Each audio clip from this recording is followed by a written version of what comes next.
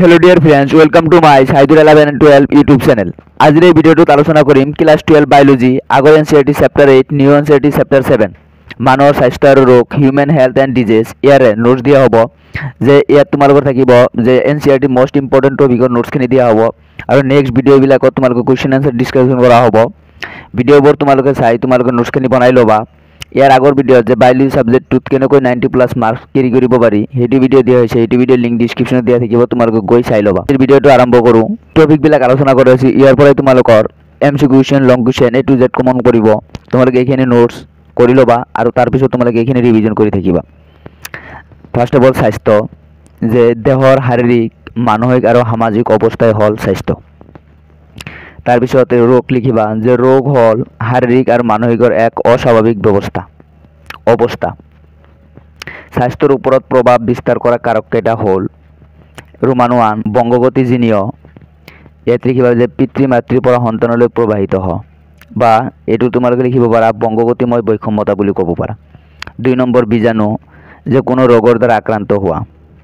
3 number দৈনন্দিন জীৱন ব্যৱস্থা, যে খাদ্য, দৈহিক পৰিশ্ৰম আৰু বিশ্ৰাম।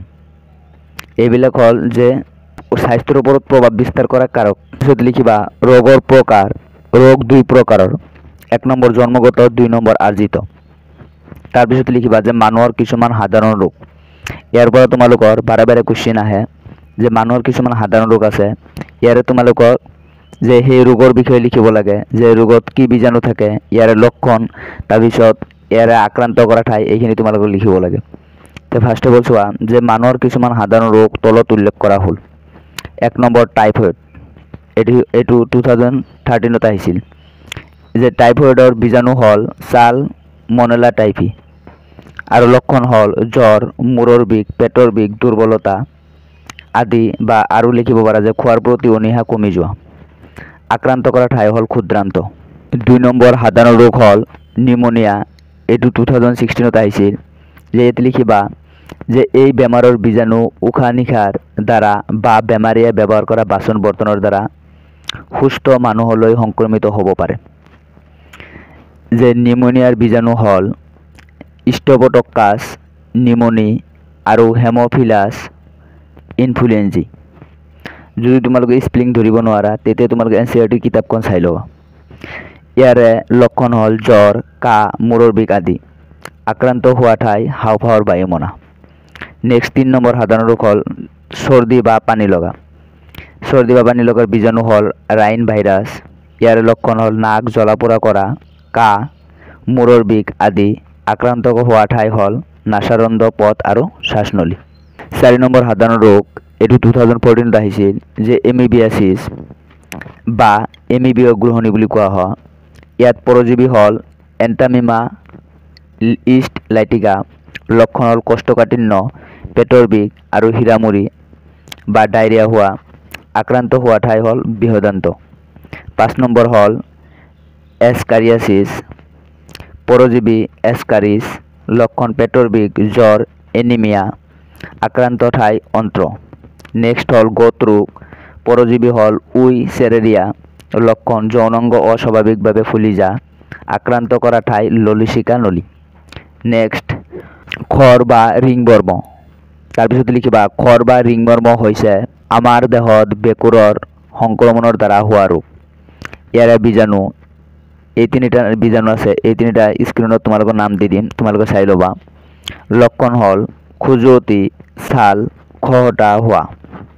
আক্ৰান্ত কৰা ঠাই ছাল নখ। তাৰপিছত তোমালোকে এইটো নেক্সট টপিক লিখিবা যে এইচৰ বিষয়ে। ইয়াৰ পৰা বাৰে বাৰে কুৱেশ্যন অহা দেখা যায়।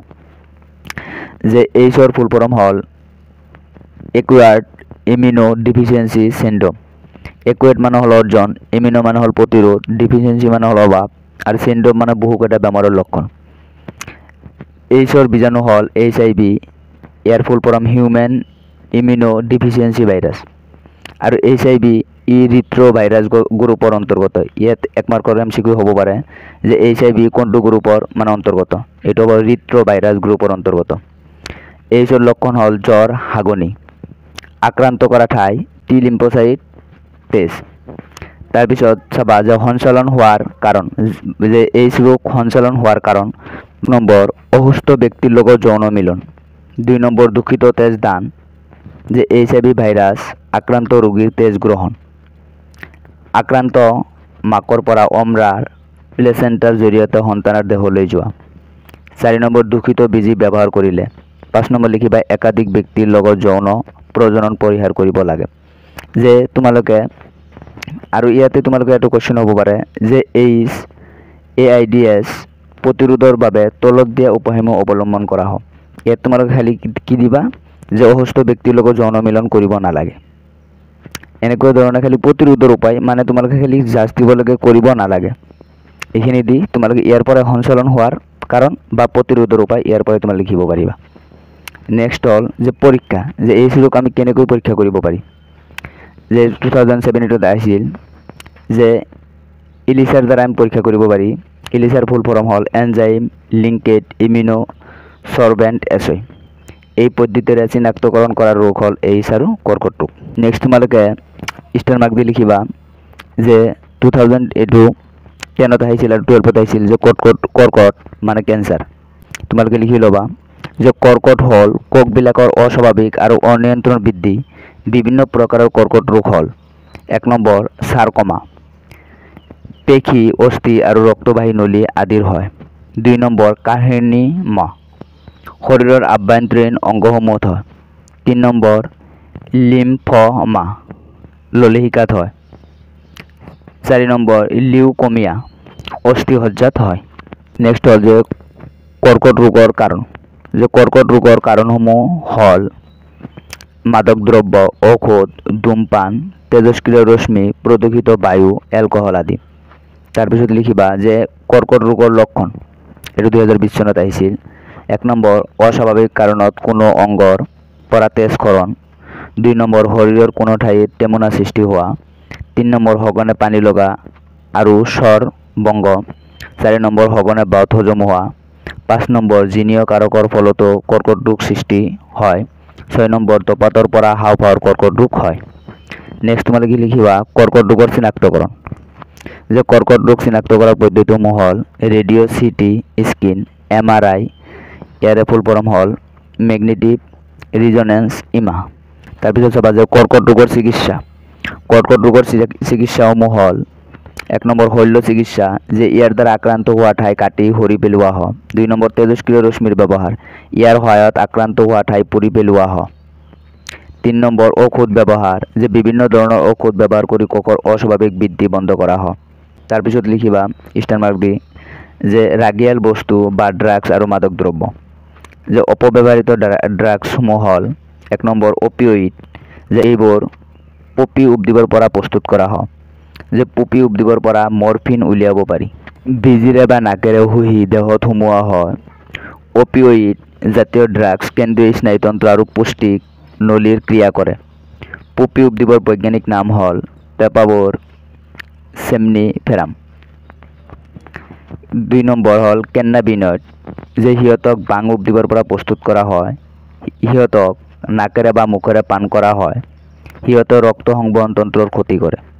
নেক্সট ককা এলকাইলিড বা ককাইন, যে ককা উদ্ভিদৰ পৰা প্ৰস্তুত কৰা হয়। সিহঁতে কেন্দ্ৰীয় স্নায়ুতন্ত্ৰৰ ক্ৰিয়া কৰে।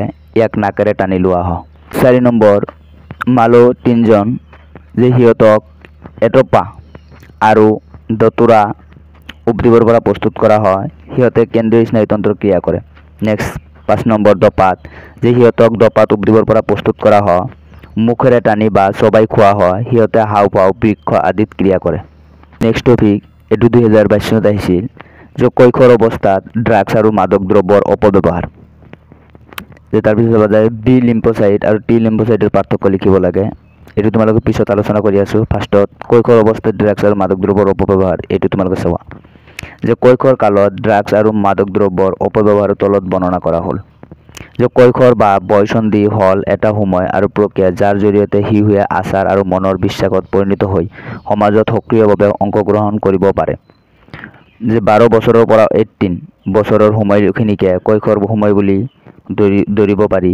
অৰ্থাৎ কৈশোৰ হ'ল শৈশৱ আৰু প্ৰাপ্তবয়স্কৰ মাজৰ সেতুবন্ধন। এই সময়ছোৱাত জীৱন ক্ৰিয়াৰ তথা আচাৰ আচৰণৰ বহু পৰিৱৰ্তন হয়। গতিকে কৈশোৰ এজন ব্যক্তিৰ অতি সহজে প্ৰভাৱিত কৰিব পৰা মানসিক আৰু মনোতাত্ত্বিক বিকাশৰ দশা। কৌতূহল, দুৰূহ চেষ্টাৰ প্ৰয়াস, উত্তেজিত মন আৰু পৰীক্ষা নিৰীক্ষা চলোৱাৰ মনোভাৱ আদিৰ কাৰণে সদ্য জীৱনপ্ৰাপ্ত ব্যক্তিয়ে ড্ৰাগছ আৰু মদৰ প্ৰতি আকৃষ্ট হয়। শিশুৱে মদ বা ড্ৰাগছৰ প্ৰতিক্ৰিয়াক লাভদায়ক বুলি ভবাকে পৰিস্থিতি আৰু জটিল কৰে। গতিকে প্ৰথমবাৰৰ বাবে মদ বা ড্ৰাগছ সেৱন কৰা কৌতূহলজনিত কাৰণে বা পৰখ কৰি চোৱাৰ কাৰণে হ'ব পাৰে। কিন্তু পৰৱৰ্তীকাল শিশুৱে বিভিন্ন সমস্যাৰ পৰা হাৰি থাকিবৰ কাৰণে এইবোৰৰ অপব্যৱহাৰ আৰম্ভ কৰে। সাম্প্ৰতিক কালত শিক্ষা বা পৰীক্ষাত উৎকৰ্ষতাৰ প্ৰমাণ দিয়াৰ মানসিক চাপো মাদক দ্ৰব্য ব্যৱহাৰিত কৰা প্ৰসাৰিত কৰে। যুৱক-যুৱতীসকলৰ মাজত ধূমপান, মদ আৰু ড্ৰাগছৰ ব্যৱহাৰ প্ৰগতিপন্থী মানসিকতা পৰিচয়। এই ধাৰণা বেছিভাগ ক্ষেত্ৰে মাদক দ্ৰব্যৰ ব্যৱহাৰৰ মূল কাৰণ। পৰিয়ালত অস্থিৰতা আৰু অসহযোগিতাত আৰু সমনীয়াৰ হেঁচা আদিও কৈশোৰ অৱস্থাত ড্ৰাগছ আৰু মাদক দ্ৰব্যৰ ব্যৱহাৰত গুৰুত্বপূৰ্ণ ভূমিকা লয়। এইখিনি তোমালোকে লিখিবা আৰু তোমালোকে যদি নিজে টাচ কৰিব পাৰা, বনাই লিখিব পাৰা, কিছু বনাবা, ইয়াৰ পৰা কিছুমান তোমালোকে কাট কৰিব পাৰা। আজিৰ ভিডিঅ'টোৰ লাষ্ট কুৱেশ্যন যে বি লিম্ফোচাইট আৰু টি লিম্ফোচাইটৰ মাজত পাৰ্থক্য। এইটো 2011 আৰু 2020 চনত আহিছিল যে বি কোষবিলাক দেহৰ সজ্জাত অসংক্ৰামতাৰ সৈতে জড়িত। টি কোষবিলাক কোষ উদ্গত অসংক্ৰামতাৰ সৈতে জড়িত। সিহঁতৰ পূৰ্ব পৰিস্থিতি অস্থিসজ্জাত হয় আৰু সেইবাবে সিহঁতক বি কোষ বোলা হয়। সিহঁতৰ পূৰ্ব স্থিতি থাইমাছত হয় আৰু সেইবাবে সিহঁতক টি কোষ বোলে। যে সিহঁত বেক্টেৰিয়া আৰু ভাইৰাছৰ বিৰুদ্ধে সক্ৰিয়। অংগ সংস্থাপন, কৰ্কট ৰোগ আদিৰ ক্ষেত্ৰত দেহৰ প্ৰৱেশ কৰা বি জাতীয় দ্ৰব্য বা কোষৰ বিৰুদ্ধে সিহঁতক কাৰ্য কৰে। কোষৰ বিৰুদ্ধে সিহঁতক কাৰ্য কৰে। নেক্সট 4 নম্বৰ যে সিহঁতে ললিহিকাত এণ্টিবডি ক্ষৰণ কৰে, পাছত তেজৰ মাধ্যমেৰে গৈ ৰোগজনক ধ্বংস কৰে। সিহঁতে কোনো ধৰণৰ এণ্টিবডি সৃষ্টি নকৰে, বৰং পোনপটীয়াকৈ ৰোগৰ বীজাণুক আক্ৰমণ কৰি ধ্বংস কৰে। ভিডিঅ'টো কেনে পালা কমেণ্ট কৰি জনাবা আৰু ভিডিঅ'টোত লাইক দিবলৈ নাপাহৰিবা। চেনেলটো ছাবস্ক্ৰাইব কৰি ল'বা নেক্সট ভিডিঅ'ৰ কাৰণে। Thank you all of U.